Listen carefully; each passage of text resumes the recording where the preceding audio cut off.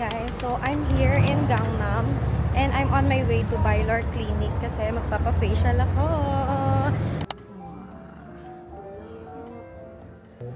What's your concern? I want to get rid of this one. My Double double chin, chin. you know?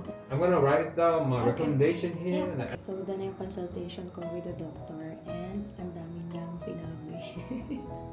Ang galing, pero sobrang accommodating niya.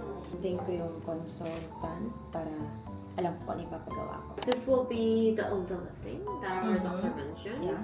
You'll do great. Oh my God.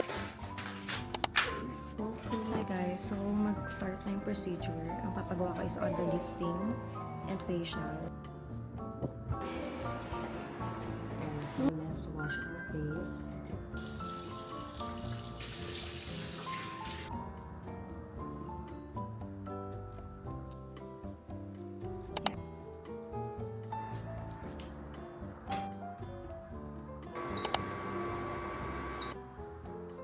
So done na ako with the on the lifting and the facial. Hindi siya ganun kasakit, pero mainit siya. Pero yun, hopefully, nabawasan yung double chin ko and hopefully, mag-subside pa siya lalo in the next few days. I'm so happy for my first time here. So yeah,